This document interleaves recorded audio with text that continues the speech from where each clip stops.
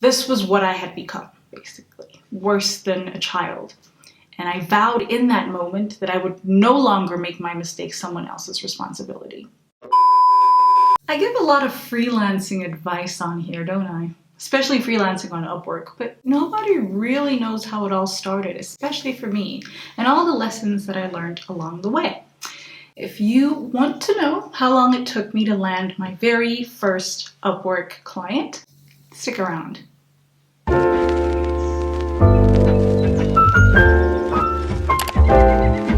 everyone! And if you're new to my channel, welcome to what I think is the happiest, maybe smallest, newest, most chill place on the internet to find out about things like freelancing, especially freelancing on Upwork, business, entrepreneurship, corporate law, and social media. It's a lot, but I can handle it. Subscribe if you want to, but again, no pressure. You guys, I really appreciate your comments, your messages, and everything that you tell me. It's really encouraging to me and makes me want to keep going. So thank you very, very much for those comments. And speaking of comments, today's featured comment is by Zinhle Zwane.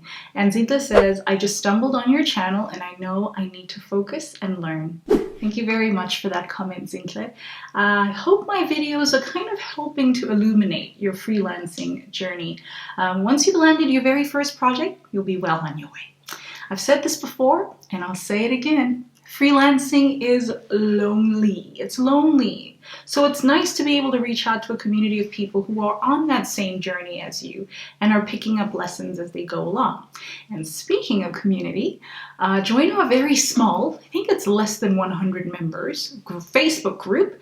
It's a secret, so I'm not going to tell you the name of the group because it's a secret. But if you check in the pinned comments down below, then you'll see the name.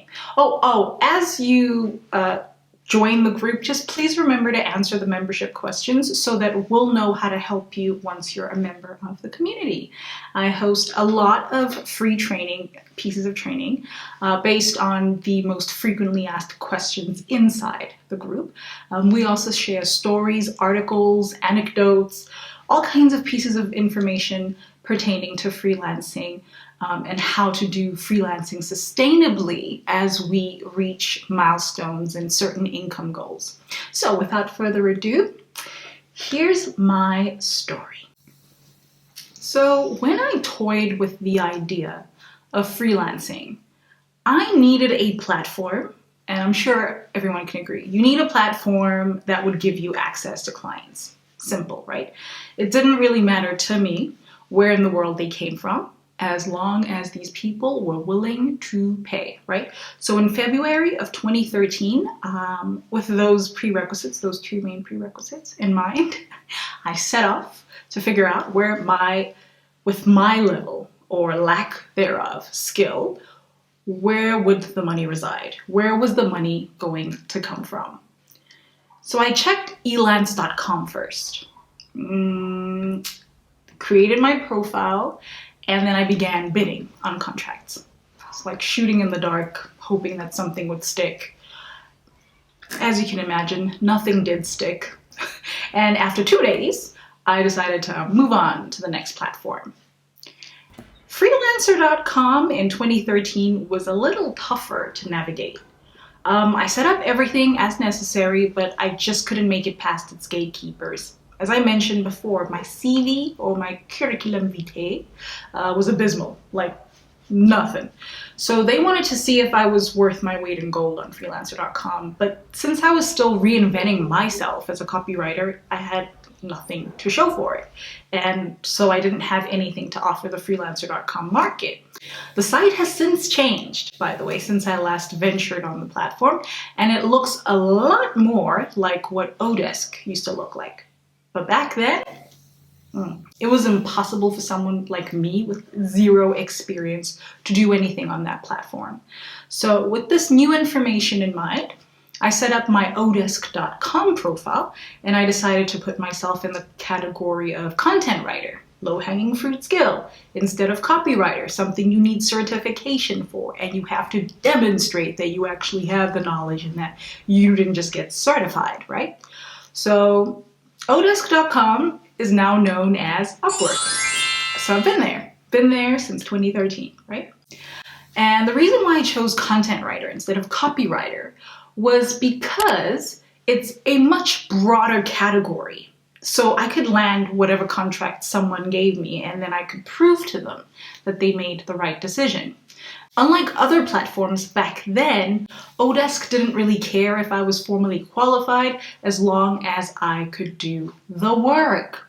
Now I had to prove, however, guys, that I could do the work by taking and passing tests. The first test I had to pass was something called the Odesk readiness test. So after nervously reading and answering questions for about 6 minutes, I passed the readiness test in second place. Confidence restored. I took English tests, I took writing tests, I took content writing tests, anything that I could think of that would allow me to be attractive to various clients. And I still didn't know what I was doing, but I knew that if I was going to hire a complete stranger from Africa, I would need reassurance that they were actually fluent in English, right? So after taking a couple of tests, I decided to complete my profile by using screen grabs and links from what I used to have back in the day. I had an online magazine that I started in 2011. Don't even try to look for it, you won't find it. So these screenshots were basically going to serve as a testimonial of my abilities and my ability back then to create online content. So once my profile, my Upwork profile, or back then my Odesk profile, was 100% complete, I felt like I was ready to get on the market and start bidding on projects. So in between bidding on these projects, I would go into the Odesk community, and then the Freelancer section anyway, and I would read what other freelancers around the world do before or while bidding for work. So then I would say to myself, the next time I bid on a project, I'm gonna do this. Oh, I need to have my bases covered in this way. So while I was reading all of these tips and pointers and all that information for the market back then, a freelancer who, just like me, had just recently joined the platform, Odesk, and was lamenting basically that he'd been bidding on projects for maybe 3 days and he hadn't received any takers. And he felt like maybe the platform wasn't working or that the clients were very miserable people. So in this entire thread, he basically berated the way the platform operated. He mentioned how desperate he was to make money. And so I kind of felt super discouraged and nervous for both of us. Not just because there's anything wrong with his honesty or because his feelings weren't justified, because they were like, I was broke too, I was broke. So I'd also be sad too if I'd spent 3 days trying to get work and I'd been rejected by every single project, or it got archived, or the client just ghosted me, right? The difference between me and this guy is that I'd already spent 2 weeks bidding on projects with no takers. So in a way, I found his rants a little bit self-indulgent, because I thought, dude, seriously, see what's not working and then just stop doing that. And every time I received an email of rejection, I told myself that maybe my bid, my cover letter, plethora of other combinations was the reason that things didn't go well.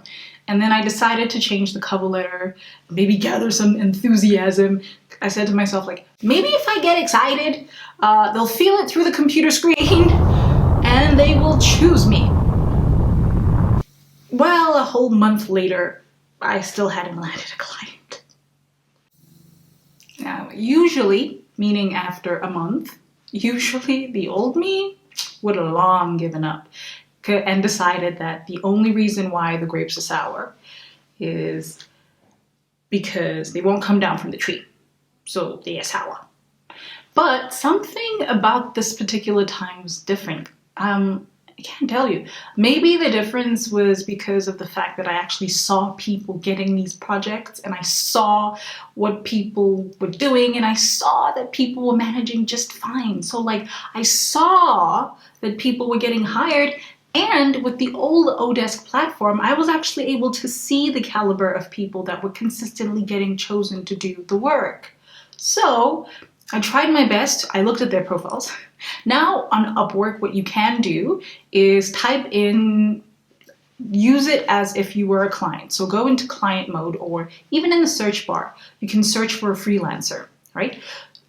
Search for freelancer, type in whatever your niche is, sort by price, look at who's getting paid the big bucks, view their profile if it's not on private mode, right? View their profile and do not copy. The algorithm is ruthless. If you copy, it will spot you out and it will boot you. And then now who's winning? So don't copy, but just kind of look at the difference between you and them. And then emphasize value in your cover letters, right? But back to me, right? I basically, when I was looking at these profiles, I tried my best to apply their points of difference to myself. So I did a self-audit, right? So while I bid, I encouraged myself not to throw in the proverbial money. So now it was the second week of March, and there was still no takers. A week later, still consistent rejections. And some clients were even nice enough to tell me the reason why they thought my cover letter was deplorable, or my bid, my entire bid, forget just the cover letter, right? And then a week before my birthday, panic started to set in. I was like, I'm such a loser, nothing that I do goes right, and the worst part is that I can't even get a job to act as a band-aid. Literally, I resigned from my very first job after only a month. That's not normal back then in 2011 when I got my job, but it's pretty normal now. If you hate the job, you leave, right? But back then, no, right? So I was like, I'm just gonna be another unemployed person in South Africa. Great, I'll be a statistic. Which is hilarious considering after the 2 years prior of being fun employed after I quit my job, I was unemployed. Like, how did I think I was somehow exempted from being just like everybody else? That's me at 21. Bundle of sunshine. So in 7 days after that, I was going to be turning 22. And to be quite honest, at that point, I was contemplating unaliving myself and putting all those who'd been financially supporting me out of their misery. What actually initially prevented me from finding the means was the fact that my 2 dogs would have probably starved to death, and the house that I called home, even though it was in a rough neighborhood, even though it was in that same year, shortly after that, I was about to start getting stalked by someone in that same neighborhood. Even though all of that, I was still sad that without me there, the house would have been vandalized. And sensing the distance between us, my older sister came to pick me up and let me sleep over at her house for the weekend. We hadn't seen each other since January, which is when I started living alone, and my one-line answers to her text messages were just not cutting it. So we were invited to a dinner at her architect's house, and although I really wasn't in the mood to be around successful people on a Friday night, I felt like I had no choice but to oblige. So at 3 a.m., after arriving back at my sister's house from the dinner, and with a little bit of fire water in my system, the reality of my life actually hit me. Now, maybe it was a mixture of feeling inadequate and then repeatedly hearing the voices that had tried to, as best as they could, understand why I went literally out of my way to mess up my life. I mean, who in their right mind, guys, literally gives up a full ride scholarship to medical school? Who does that? And who makes such a bold decision without a concrete plan? Like, here's my backup plan, here's where I'm going when I leave medical school. I thought I had that, but I didn't have a backup plan for my backup plan. And so I just felt tired, I felt imprisoned, I felt ashamed. And I sat on the landing by the stairs that led to my sister's bedroom, and I began to cry. After hearing me sniffling, she came out of her room and she asked me what the problem was. So between sniffles, I told her how useless I felt, and like she did her very best to comfort me. And she was like crouching over me like I was a spoiled 3-year-old, and I probably did behave like one, which made me feel even more embarrassed, right? This was what I had become, basically, worse than a child. And I vowed in that moment that I would no longer make my mistakes someone else's responsibility. I was going to try harder and be positive, even if things didn't look good. And I said to myself, my sister deserves to have a good weekend without me whimpering and sniffling. And by some miracle, this is in March, right? Miraculously, the very most recent bid before I went to see my sister for the weekend seemed to resonate with someone in the UK. And he decided to hire me at $147.78 for a few blog posts with SEO, search engine optimization. I thought, oh my God. I'm not going to be able to do a good job. Because in order to land this particular contract, I had kind of slightly embellished my capabilities and what I planned to do for the client in order for the project to go well. So I got caught in a lie. I mean, jumping into water without a life jacket seemed to be my specialty at that point, and now was not the time to sink. So, if I get out of this alive, I said to myself, I am never going to lie to land a contract ever again. Ever. And the voice in my head seemed to already know that bidding on work that I was qualified to do was a nice gesture. But it wasn't going to work if I was planning on making money. I would have to demonstrate my knowledge instead of just being like, I'm qualified to do this. So I was like, okay, I'm going to have to learn on the job, like everyone else who was just as unqualified as I was at that point. And I still remember my very first client's name. His last name was Howard. He was a very positive, patient person, and he specifically told me that he had hired me so that I could earn my stripes on the platform and stop chasing away potential clients. Thanks. Okay, maybe more than my enthusiasm. He could probably have sensed my desperation. Mr. Howard told me that he couldn't pay me much, right? Since he was also trying to expand his blogging business. But if I was able to improve his blog's SEO, he said, he would leave a 5-star review. So for a take-home amount of about $118.22, I said, yes, I'll do it. I was just grateful to finally have landed my very first client on Odesk, now Upwork. So the TLDR, which is too long, didn't read, or too long, didn't watch, of this is that you don't need to be a pro copywriter or a pro anything, for that matter, to make money freelancing. Just go where the money is and stay there. Stay there, okay? If you are willing to keep digging, eventually you're going to strike on something. So with a positive mindset, my very first client was able to feed off of that and treat me with dignity. I've had some nightmare clients, but I really am so grateful that my very first client was not.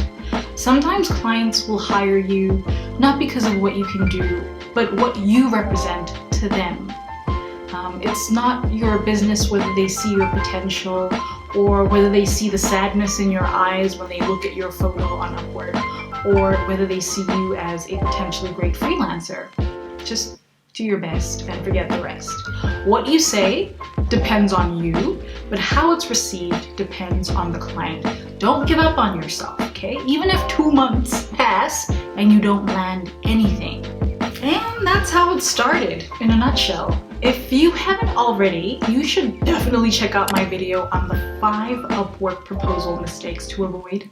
That way, it won't take you 2 months to land your first client, like it did with me. But the great thing about my tips is that you don't just have to use them on Upwork. You can use them on any other job board. You can use them on social media. You can use them on LinkedIn. You can use them when you're applying for a job. The uses are endless, I like to think. And if you want to know how to pull off 2.5K weeks, that's 10K months, be sure to watch my previous video on how to make $1,000 a week. And of course, download my 10K guide. And if you choose to follow me on Instagram to see what my life is like behind the scenes, send me a DM, okay? A lot of people don't know this, but for anxious people, it takes a lot of courage to DM someone. I know this, so your DMs are not lost on me. That's why I always respond. And I'll see you guys in my next video. Bye, everyone. Created in loving memory of my dog, Galileo. Thank you for being the friend that I couldn't be to you when I needed a friend. Rest easy, and I'll see you in the next lifetime.